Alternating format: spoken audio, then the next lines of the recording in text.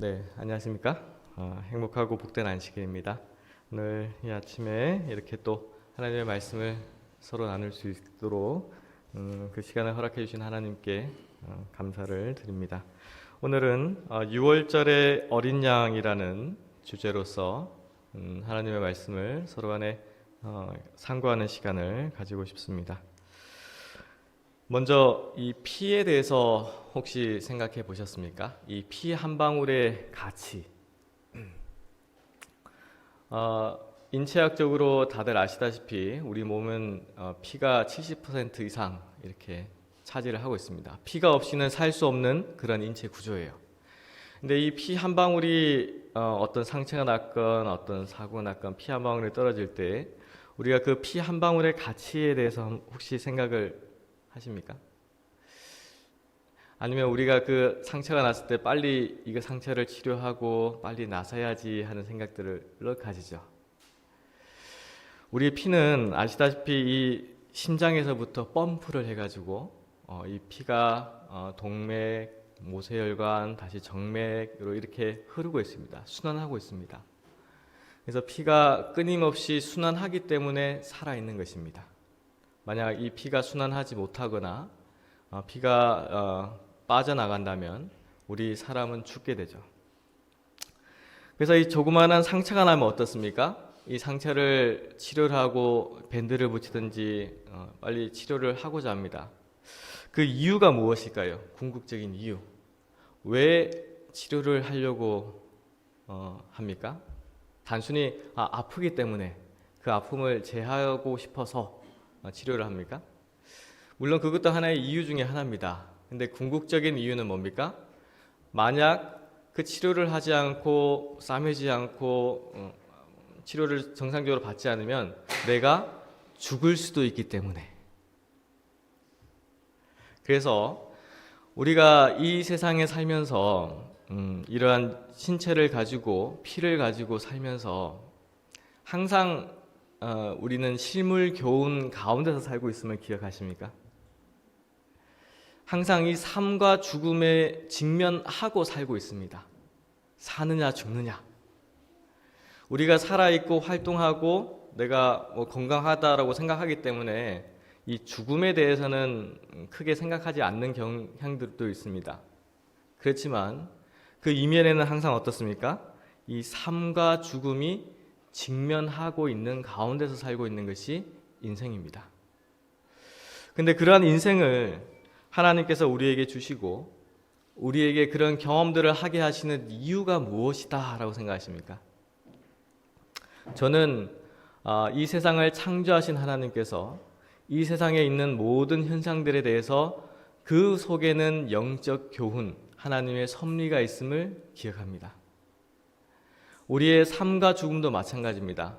우리가 살아있는 것, 우리가 생활하는 것, 이 피 한 방울, 그 속에도 하나님께서는 그 속에 있는 영적 교훈을 우리 인간이 깨닫고 하나님을 믿도록 하기 위한 수단으로서, 방법으로서 보여주시고 계시다라고 생각합니다.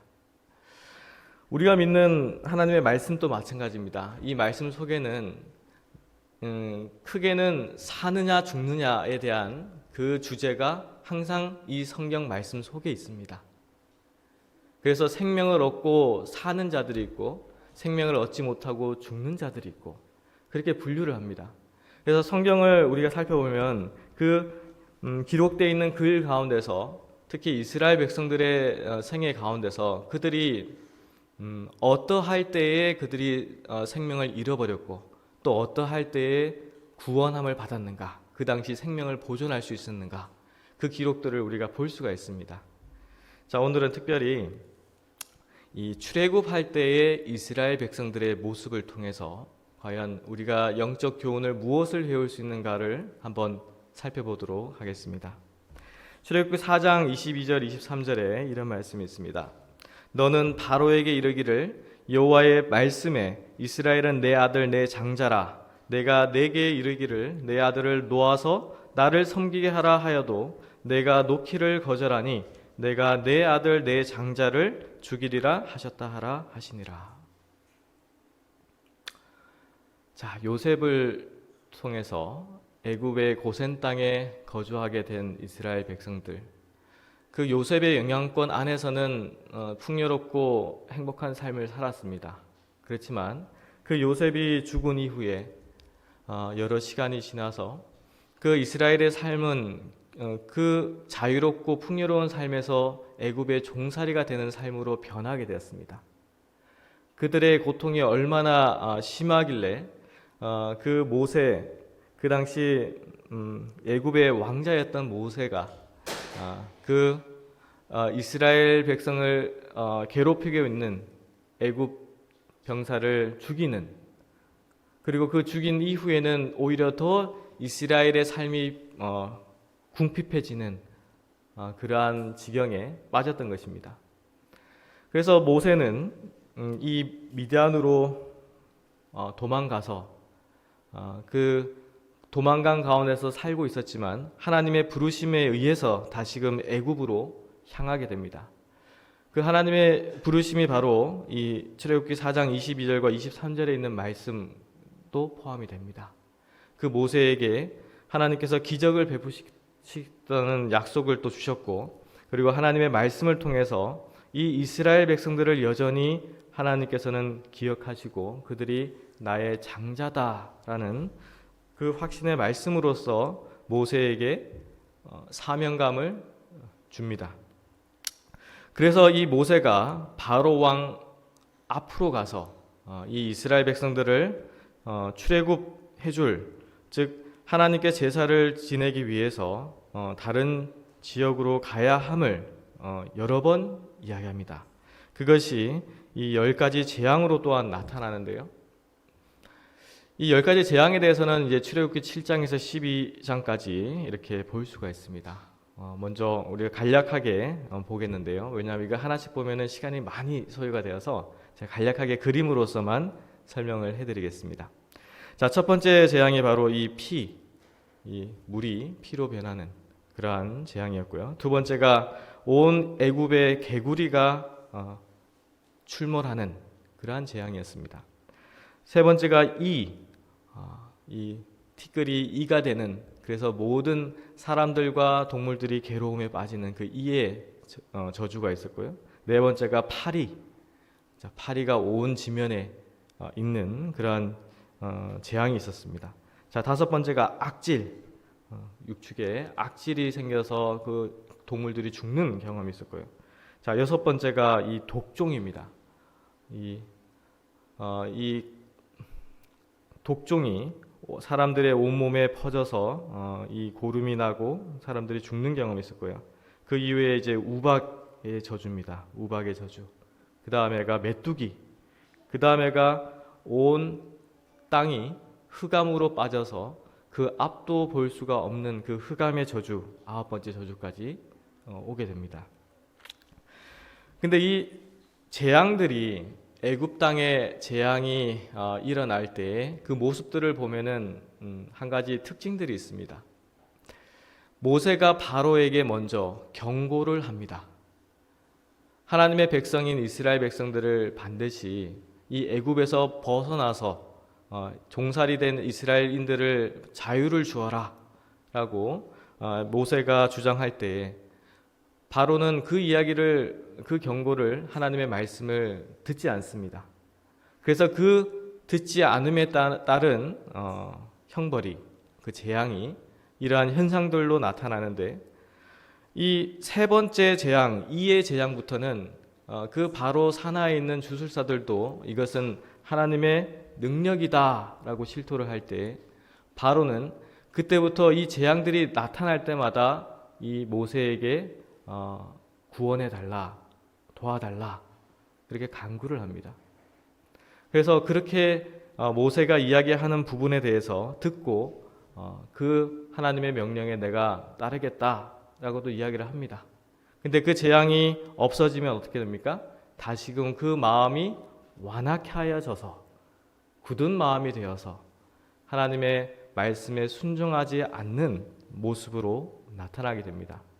그리고 다시금 다른 재앙으로 또 경고하시고 또 재앙들이 나타나죠. 그래서 이 마지막 그 장자의 죽음 전에 그 흑암의 재앙이 애굽에 나타났을 때에도 마찬가지입니다. 그 재앙이 벗어난 이후에 이 바로의 마음이 또한 다시금 강팍하게 되는 경험을 하게 됩니다. 그것이 출애굽기 10장 27절에서 28절 말씀인데요. 여호와께서 바로의 마음을 강팍해 하셨으므로 그들을 보내기를 즐겨 아니하고 모세에게 이르되 너는 나를 떠나가고 스스로 삼가 다시 내 얼굴을 보지 말라. 내 얼굴을 보는 날에는 죽으리라. 참 아이러니합니다. 왜 그러냐면 그들이 실제적으로 직접 눈으로 목도하고 경험하고 죽어나가는 그러한 백성들의 모습도 바라봤습니다. 하나님의 능력이 얼마나 큼을 경험을 했습니다. 그렇지만 이 굳은 마음을 가진 이 바로 왕과 그 신하들의 상태를 바라보면 그러한 하나님의 능력을 그들의 눈으로 직접 목도를 해도 그들은 돌이켜서 하나님을 거절하고 하나님의 말씀에 불순종하는 모습을 볼 수가 있습니다. 그리고 이 마지막 10번째 재앙이 바로 이 애굽 땅에 일어나는데요. 이 6월절의 모습을 보면서 기존에는 단순히 그 이스라엘 백성들이 하나님의 말씀에 순종해서 그 어린 양을 취하여서 그 피를 가지고 문설주와 임방에 발라서 그 멸망하는 천사가 그 이스라엘 백성들을 해치지 않고 이스라엘 백성들이 구원함을 받았구나. 그것이 6월절이구나 라고 단순히 생각을 했습니다. 근데 이 6월절이 어떻게 이 애굽 땅에 일어났고 이스라엘 백성들이 어떻게 구원함을 받았는가를 다시금 상세히 한번 살펴보면 그 6월절 하룻밤에 일어났던 일이지만요. 그 하룻밤에 얼마나 온 이스라엘 백성들, 즉 구원받은 자들이 어떠한 마음으로 그 하룻밤을 지냈구나라는 생각을 가지게 되었습니다. 출애굽기 12장 3절에 보면 이런 말씀이 있습니다.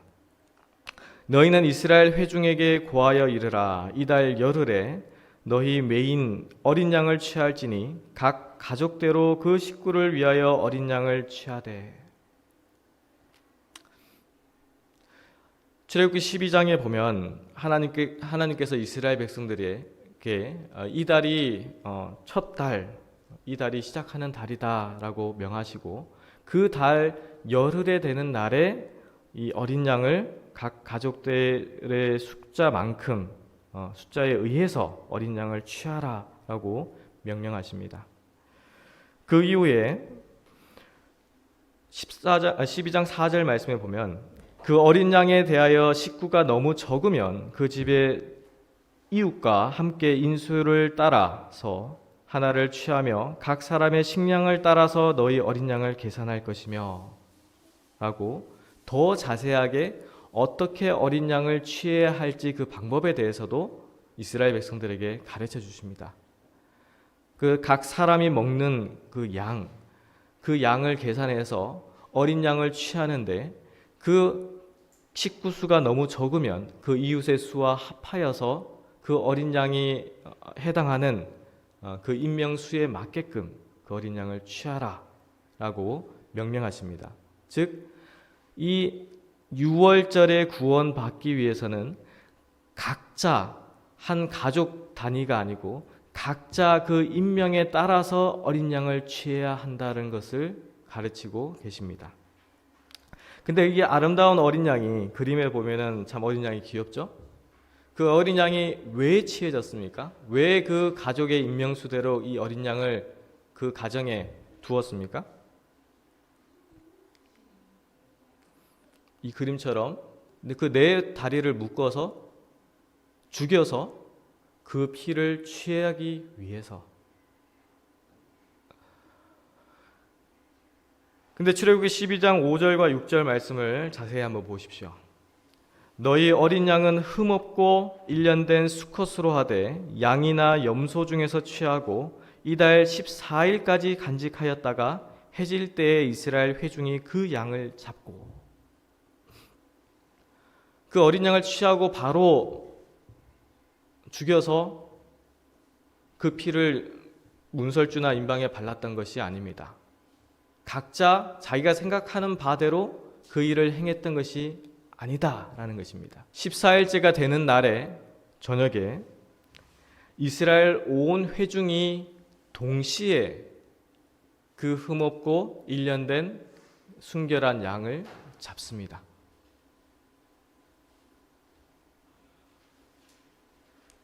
그리고 그 피를 어떻게 했습니까? 그 피로 양을 먹을 집 문 좌우 설주와 임방에 바르고,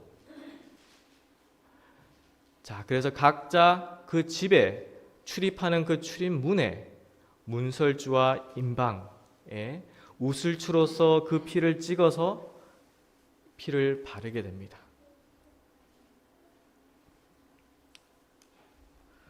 부조 선지자에는 이런 말씀이 있습니다.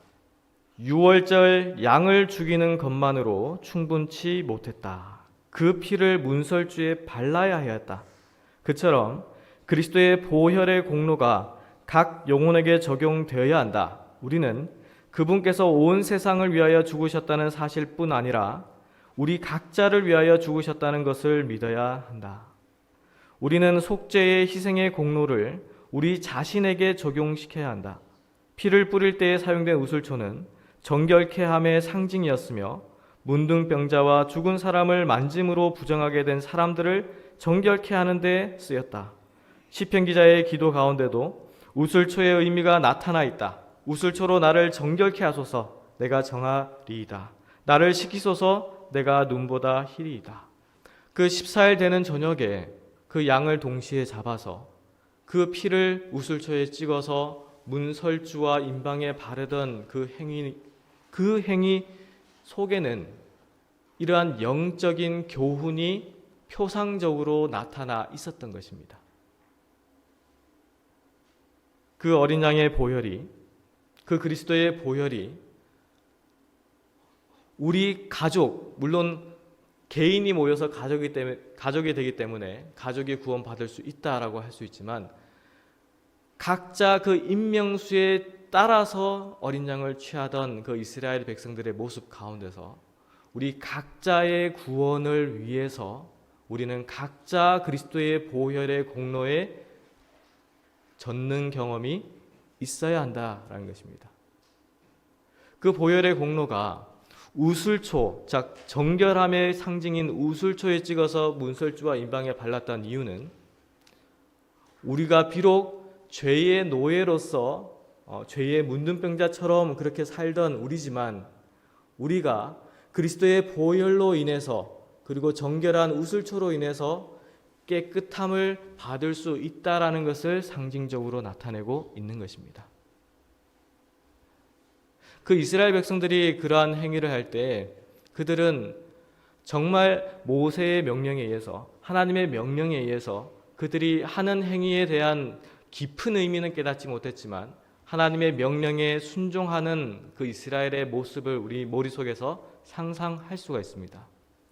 하나님의 은혜가 우리에게 너무나 귀하고 큰 이유는 오늘날 우리 믿는 그리스도인들은 그 이스라엘 백성들이 했던 그 행위 속에서 영적인 교훈, 영적인 의미를 생각하고 우리 마음 문에 문설주와 임방에 그리스도의 보혈을 찍을 수 있다라는 것입니다. 너무나 놀라운 축복 아닙니까? 자, 그리고 그 때에 6월절이 있었던 그 밤에 어떤 일이 더 있었습니까? 자, 출애굽기 12장 8절로 11절입니다. 그 밤에 그 고기를 불에 구워 무교병과 쓴 나물과 아울러 먹되 난로나 물에 삶아서나 먹지 말고 그 머리와 정강이와 내장을 다 불에 구워 먹고 아침까지 남겨두지 말며 아침까지 남은 것은 곧 소화하라. 너희는 그것을 이렇게 먹을지니 허리에 띠를 띠고 발에 신을 신고 손에 지팡이를 잡고 급히 먹으라. 이것이 여호와의 유월절이니라. 이 문설주 임방 그 어린 양의 피를 바르는 것으로 그치지 않았습니다. 그 집 안에서는 그들이 제물로 잡았던 그 어린 양의 고기를 취하여서 그것을 그들이 기호에 따라서 먹는 것도 아니었습니다. 삶거나 물에 날로 먹거나 물에 삶아서 먹지 않았습니다. 하나님의 명령에 의해서 하나님께서 가르쳐 주신 방법대로 머리에서 정강이와 내장까지 다 불에 구워서 그 어린 양의 고기를 준비를 하고 그것만 먹은 것이 아니라 쓴 나물과 무교병과 아울러서 먹었다. 그리고 그들이 편하게 앉아서 아니면은 자유롭게 안전하다 하는 가운데서 먹었나요? 성경절에 보면 그렇게 기록되어 있지 않습니다. 허리에 띠를 띠고 발에 신을 신고 손에 지팡이를 잡고 급히 먹으라. 이것이 여호와의 유월절이니라. 안전하다, 평안하다, 아니면 나는 자유롭다, 내가 하고 싶은 대로 하겠다, 그것이 아니었습니다.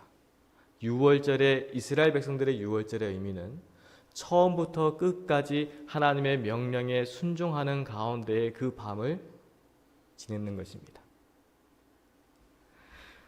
그래서 그 고기를 먹을 때 아니면 무교병을 먹을 때 이 쓴 나물을 먹을 때 어떤 마음이 들었을까요? 한번 우리 마음속에 한번 생각하고 상상해 보십시오. 내가 그 당시 이스라엘 백성들이었다면 내 가족이 한 자리에 있지만 그 한 자리에서 그 음식들을 취하고 있지만 그 멸망하는 천사가 집집마다 가고 있다는 것을 분명히 하나님의 그 말씀을 기억하고 있고 알고 있고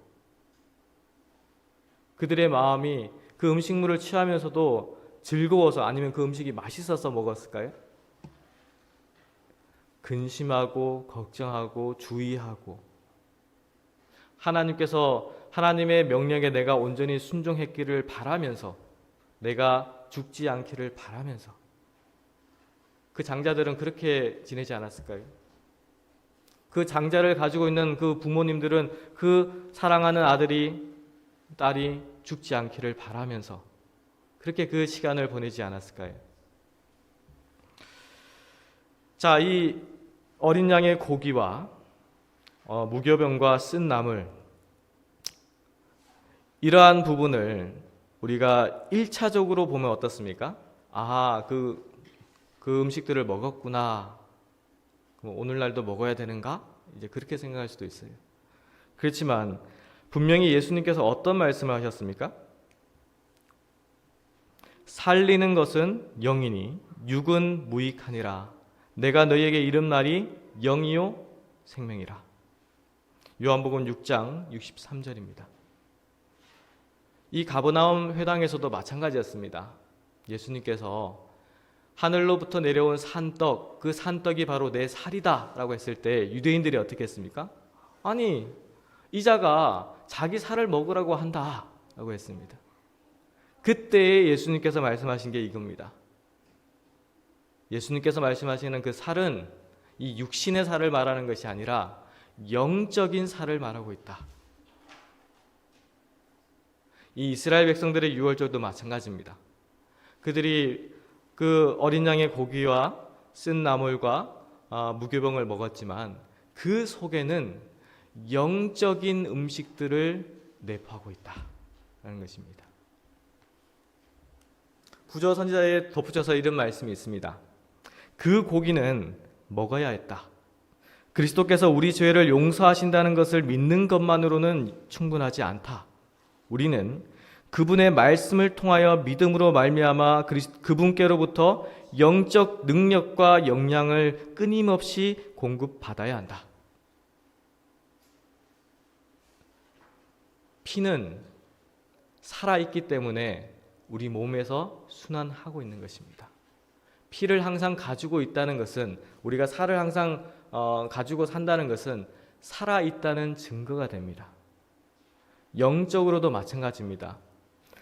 예수님께서 나의 살과 나의 피를 먹고 마시라고 했던 그 말씀은 우리의 신앙이, 우리의 믿음이, 우리의 마음속의 상태가 살아있는 상태인지 죽어있는 상태인지를 판별하게 됩니다. 그분의 살을 먹는 것은 우리가 단순히 주님께서 나의 죄를 용서하셨다, 믿는다, 그것으로 충분하지 않다라는 것입니다. 그 믿음이 확신이 되고 그 확신이 내 인생의 모든 것이 되도록 하기 위해서는 더욱 깊이 예수님에 대해서 알고자 하는 마음이 생겨야 하고요, 먼저. 그리고 그 하나님의 말씀을 연구함으로써 그 양식을 공급받아야 합니다. 그것이 우리가 영적으로 살 수 있는 방법입니다. 어린 양의 고기는 쓴 나물과 함께 먹어야 했는데 이는 애굽에서 노예 생활을 하던 때의 고통을 회상하기 위함이었다. 그와 같이 우리도 그리스도를 먹을 때에 우리의 죄를 통해해야 할 것이다. 우리 다들 죄인이죠. 죄의 노예였습니다, 사실. 그렇지만 그 쓰라린 경험들을 경험하고 그 쓰라림이 얼마나 아프고 괴로운지를 알기 때문에 그 경험을 더 이상 하고 싶지 않아서 우리는 예수님을 믿고 예수님을 따라가는 것입니다. 그렇지만 그 쓰라린 경험을 했다는 것을 잊어버리지는 않죠. 기억은 해야죠. 그 속에 다시 가지는 않아야 되지만 이스라엘 백성들에게 이 쓴 나물은 바로 그런 개념이었습니다. 물론 애굽의 종살이의 그 쓰라린 경험을 다시금 하지 않고 그 쓰라린 경험이 얼마나 쓰라렸던 것을 기억하기 위해서 쓴 나물을 취해서 먹었다, 그런 영적인 의미가 있지만 오늘날 영적 이스라엘인들에게는 어떻습니까? 애굽의 노예, 즉 죄의 노예에 내가 빠졌던 상태가 얼마나 쓰라리고 고통스러운지 내가 너무나 잘 알고 경험했기 때문에 우리는 그 쓰라린 경험에 다시 빠지지 않기 위해서 그것이 얼마나 쓰라리다는 것을 기억해야 한다라는 것입니다. 자, 무교봉을 먹는 것도 역시 깊은 뜻이 있었다. 이 절기 동안에는 그들의 집에 누룩이 없어야 한다는 것이 유월절의 규례 가운데 명백하게 지시되어 있으며 유대인들은 그것을 엄격히 지켜야만 했다. 그와 같이 죄의 누룩도 그리스도로부터 생명과 영향을 받고자 하는 모든 사람들에게서 일소되어야 한다. 누룩이 없는 떡. 그 누룩이 바로 이 죄를 의미할 때 이 죄가 없는 삶. 죄의 쓰라린 경험과 덧붙여서 죄가 없는 생애를 사는 것도 또한 굉장히 중요합니다. 그래서 이 쓴 나물과 무교병이 같이 그 식탁 위에 있었던 것입니다. 그 모든 일이 가능했던 것이 뭡니까? 어린 양의 고기로 표현되었고 어린 양의 피로 표현되었던 바로 그 제물 대신 어린 양으로 인해서 그 일이 가능하다라는 것을 이스라엘 백성들에게 가르치시고 오늘날 우리에게도 가르치시고 있는 것입니다. 증언의 말씀을 보면 이렇게 기록되어 있습니다. 노예들은 자유를 얻기 전에 이제 곧 성취될 큰 구원에 대한 그들의 믿음을 보여야 했다. 피의 표적이 그들의 집에 있어야 했으며 그들은 자신과 가족들을 애굽 사람들과 분리시켜 그들의 집안에 불러 모아야만 했다. 이스라엘 사람들이 그들에게 주어진 지시 중에 한 가지라도 무시했거나 자녀들을 애굽 사람들로부터 떼놓기를 게을리했거나 어린 양을 잡았지만 그 피를 문설주에 바르지 않았거나 그들의 집 밖으로 나간 사람이 있었다면 그들은 안전하지 못했을 것이다. 그들이 필요되는 모든 것을 다했다 하더라도 정직하게 믿었을지라도 그들의 성실함이 그들을 구원할 수 없었을 것이다. 여호와의 지시를 따르지 않은 사람들은 모두 멸망시키는 천사의 손에 그들의 장자를 잃을 것이었다. 어린 양의 피를 취해서 우슬초에 찍어서 문설주와 임방에 바를 때에 그 하나님의 말씀을 알고 믿고 순종하는 자들은 당연히 같이 그 일을 했겠지만 불순종하고 믿지 않는 자들은 어떻게 했을까요? 비웃고 농담하고 깔보거나 그렇게 하지 않았을까요? 그 모습이 노아가 방주를 만들 때 그 못질을 하는 그 망치질 하나하나가 다 설교요. 그 당시 사람들에게 경고의 기별이었지만 그 방주를 짓는 모습을 그 주변에 가던 사람들이 비웃고 하나님의 그 형벌이 어디서 오겠느냐? 비라는 것이 무엇이냐? 우리 과학자가 내가 아는 지식이니 그것은 불가능하다라고 얘기합니다.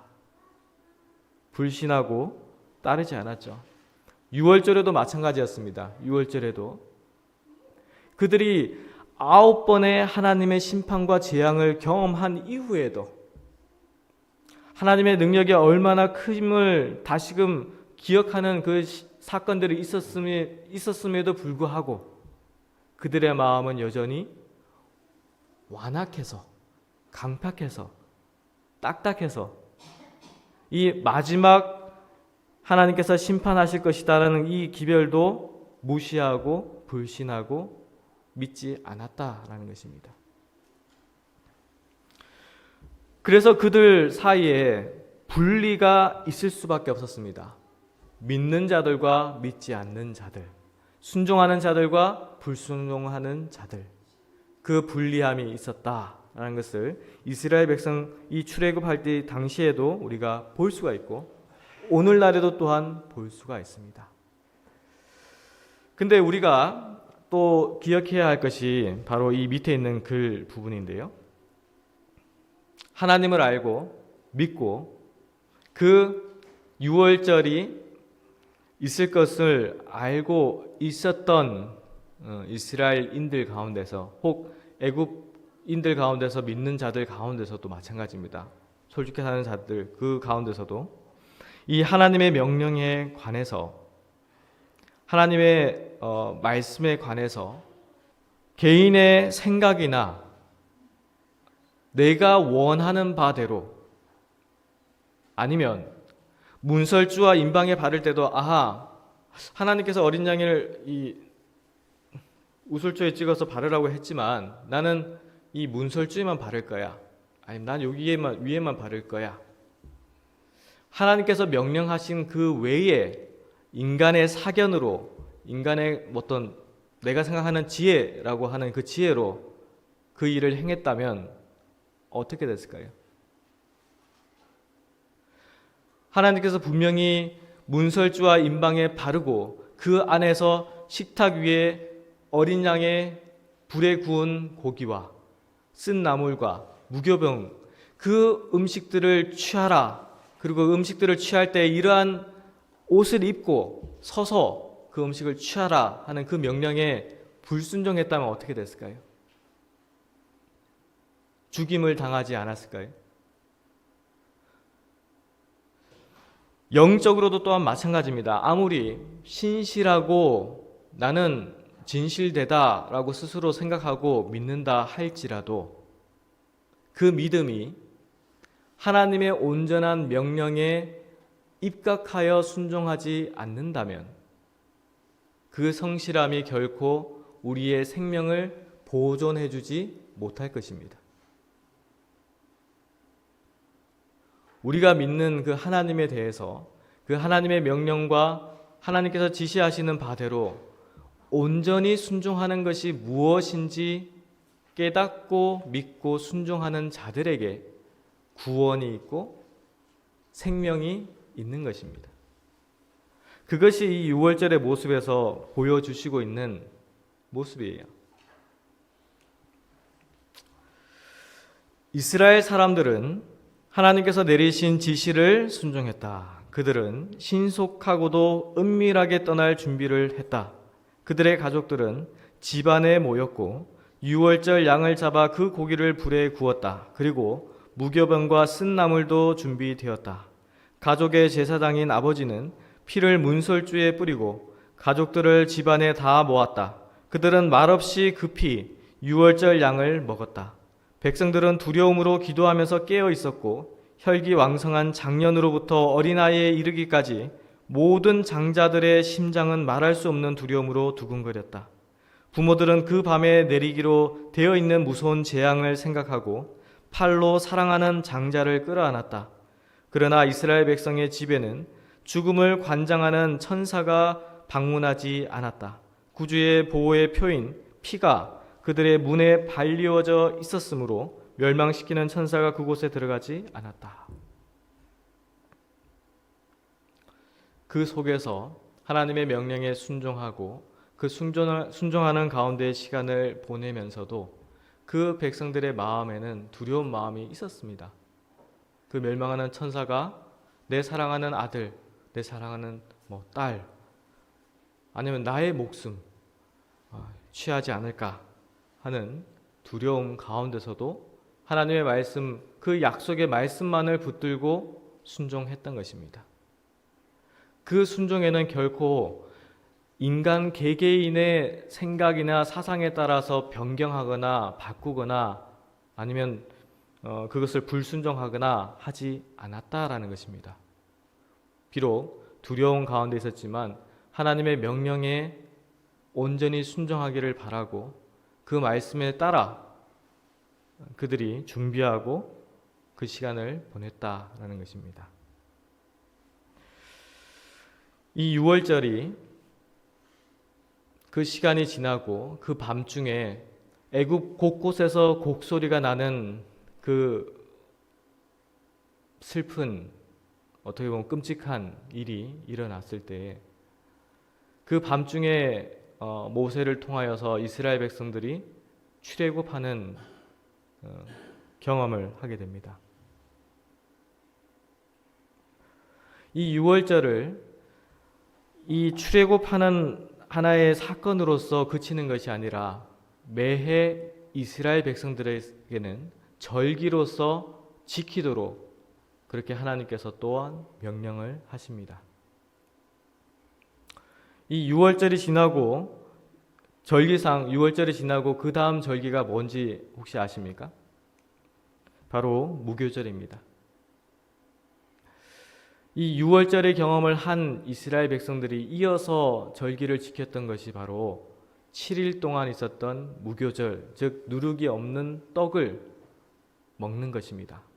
이 무교절이 시작하는 시간은 안식일부터 안식일까지입니다. 거룩한 날부터 거룩한 날까지 7일간 이 무교절을 지켰는데요. 이 죄의 누룩이 없는 떡을 취하는 이스라엘 백성들의 모습 가운데서 우리가 영적으로 무엇을 또한 배워야 합니까? 이 유월절의 경험을 통해서 하나님의 명령에 온전히 순종해서 구원함을 받았던 이스라엘 백성들, 그 가운데서도 또 영속적으로 연결해서 죄가 없는 거룩한 생애를 사는 경험, 그것이 오늘날 영적 이스라엘인들 우리에게 주어진 하나님의 교훈입니다. 하나님께서 분명히 이스라엘 백성들을 부르실 때에 나의 장자다라고 부르셨습니다. 영적 이스라엘인들이라고 하는 우리에게도 또한 하나님의 장자들입니다. 하나님의 아들들입니다. 우리가 그 하나님의 아들들로서 어떻게 생애해야 할 것인가? 우리가 영적 양식을 취하면서 살고 있는가? 아니면 영적 양식을 먹지 않고 살고 있는가?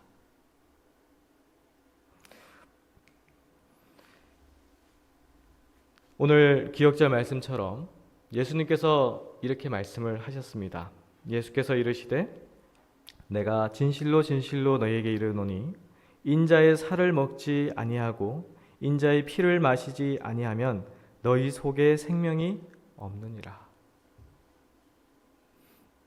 우리 육신의 몸은 그렇습니다. 밥을 먹지 않고 금식을 오랫동안 하면 굉장히 배가 고프고 안 먹으면 결국에는 죽을 수도 있습니다. 근데 영적인 몸에 있어서는 그것이 해당하지 않는 경우들이 참 많습니다. 내가 영적 양식을 먹지 않아도 내 육신의 몸은 살아있기 때문에 나는 살아있어. 그 기회는 언제든지 다시 올 거야 라고 생각을 합니다. 그렇지만 그러한 안일한 생각이 그러한 이 6월절 밤을 지냈던 이스라엘 백성들은 두려움 가운데서 하나님의 약속의 말씀만을 붙들고 살았습니다. 그래서 생명을 구원받았습니다. 우리는 어떠해야 하겠습니까? 주님의 주신 말씀이 분명히 나와 있고 밝혀져 우리에게 보여주고 있습니다. 그 말씀을 믿음으로써 그냥 단순히 지식으로서 아니면 글로서가 아니라 내 생명을 주관하는 그 생명의 말씀으로서 우리가 붙들지 않으면 우리가 비록 육신이 살아있다 할지라도 우리 영적으로는 죽은 상태가 된다라는 것입니다. 구원받을 자들은 영적으로 살아있는 자들이 구원받는 것입니다. 그러한 영적인 산 경험을 하기 위해서는 예수님께서 주신 이 말씀이 단순히 글로서 예수 그리스도의 영적 살과 피, 아니면 무교병과 포도즙, 우리가 그런 의미로서만 바라보는 것이 아니라 그 무교병이, 그 포도즙이 정말 예수 그리스도의 생명이 나에게 주는 생명으로 우리는 받아들여야 한다는 것입니다. 그것이 바로 예수 그리스도의 보혈 안에서 살고 있는 자들의 모습입니다. 아마 성만찬 예식이 우리가 앞으로 더 많이 가져야 할 것입니다. 그리고 할 것입니다. 성만찬 예식을 우리가 대할 때도 또한 마찬가지입니다. 이 예식의 행위에 있어서 우리가 그 하나하나의 그 행위의 의미를 둔다면 이 유대인들이 절기를 지키면서 점차적으로 그 의미가 퇴색되었듯이 율법주의자들이 되었듯이 우리도 또한 그러한 상태에 빠질 수가 있습니다.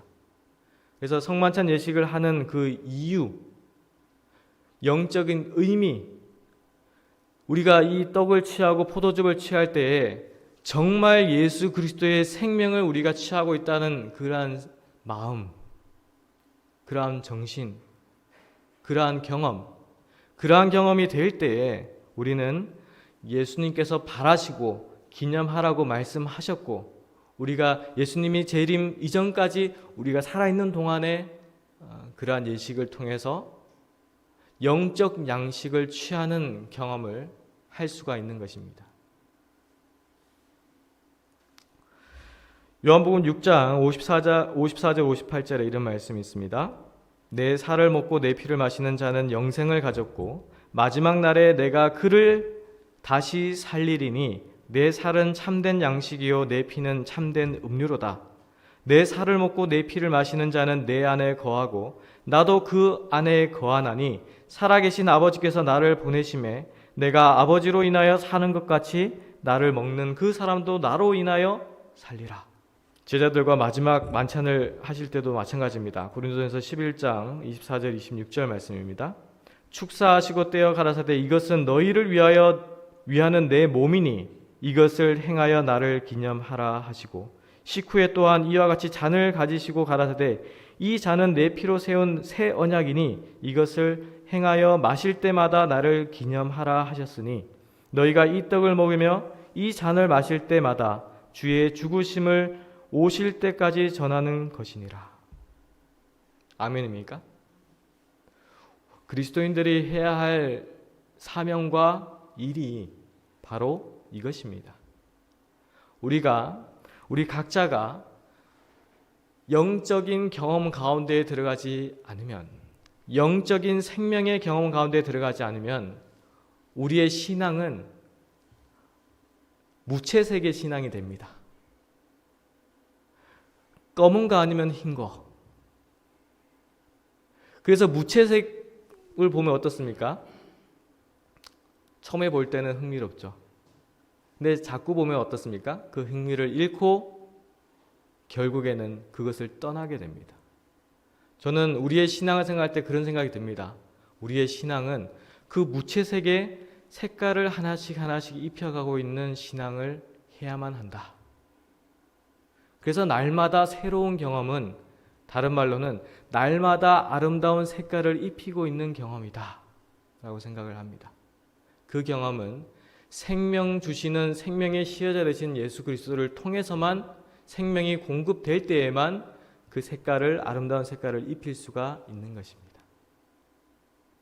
그러한 신앙을 하면 날마다의 신앙이 어떻습니까? 더욱 예수님과 가까워지기 때문에 흥미를 잃는다, 아니면 관심을 잃어버린다, 그 단어하고는 나하고는 상관이 없게 됩니다. 나의 신앙이, 나의 믿음이 더욱 굳건해지고 더욱 아름다운 색깔로 변하고, 그 아름다운 색깔이 다른 이들에게 전해지는 그러한 놀라운 경험이 바로 영적 이스라엘인들이 가져야 할 신앙의 모습이다 라고 생각합니다. 자, 그러므로 형제들아, 우리가 예수의 피를 힘입어 성소에 들어갈 담력을 얻었나니 그 길은 우리를 위하여 휘장 가운데로 열어놓으신 새롭고 산 길이요 휘장은 곧 저의 육체니라. 이 마지막 성경 말씀인데요, 이 말씀으로서 이 예수 그리스도의 피의 의미와 예수 그리스도의 육체의 의미를 다시금 우리 믿음의 마음 가운데서 다시 정리하시고 정립하시기를 바라겠습니다. 우리가 믿는 예수님은 살아계신 예수님입니다. 생명의 예수님입니다. 그 생명을 우리가 취할 때에 그 생명의 활력이 우리의 입술을 통해서, 우리의 생애를 통해서 나타나게 될 것입니다. 그러한 경험이 끊임없이 이 마지막 때에 이루어지기를 간절히 바라면서 이 시간을 마치도록 하겠습니다. 아멘.